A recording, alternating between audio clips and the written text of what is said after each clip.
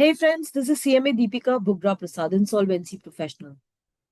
It's been 10 years since the start of Insolvency and Bankruptcy Code in our country, and we are still evolving.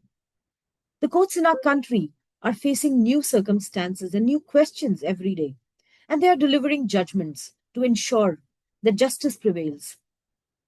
And so the jurisprudence is ever evolving. So friends, I welcome you to Insolvency Insights, a snippet series curated by me to delve into important judicial pronouncements under the Code IBC 2016 and to navigate through the intricacies of its proceedings. So let us today discuss an interesting case.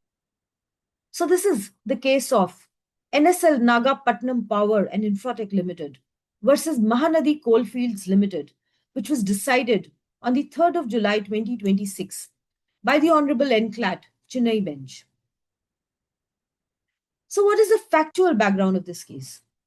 The RP of NSL Nagapatnam Power and Infratech Ltd challenged the order of the NCLT, rejecting an application seeking restoration of a letter of assurance issued by Mahanadi Coalfields Ltd. MCL had issued a letter of assurance to the corporate debtor for execution of a future fuel supply agreement. Execution of the FSA was conditional upon commissioning of the thermal power project. The project could not be commissioned within the stipulated period, despite extension up to 31st of March 2022, resulting in cancellation of the LOA by the MCL. The RPL contended that cancellation of the LOA during the CIRP violated the moratorium under Section 14 of the Insolvency and Bankruptcy Code. The RP sought restoration of the LOA on the ground that its cancellation during CIRP violated the moratorium. Now, what were the findings of the Honorable NCLT? The NCLT rejected the RP's application, holding that the LOA was not a binding contract, but merely an assurance to execute a future fuel supply agreement. It did not constitute an agreement for supply of essential goods or services. The dispute had arisen prior to commencement of CIRP and was unrelated to insolvency. Consequently, cancellation of the LOA did not violate Section 14 of the IBC, and the NCLT had no jurisdiction to adjudicate the contractual dispute. Now, what were the issues before the Honorable NCLAT? During the pendency of the appeal, the resolution plan was approved by the adjudicating authority. The plan attained finality and implementation commenced. The SRA informed the tribunal that it was not interested in pursuing the restoration of the LOA. The RP also submitted that in view of these developments, the purpose of the appeal no longer survived. So what was the decision of the Honorable NCLAT? The NCLAT held that subsequent events had rendered the appeal infructuous. Since the resolution plan had been approved and implemented, and the SRA did not wish to pursue the appeal, no live controversy remained. Accordingly, the tribunal decided to examine the merits of the case and dismissed the appeal as infructuous. So, what are the findings finally?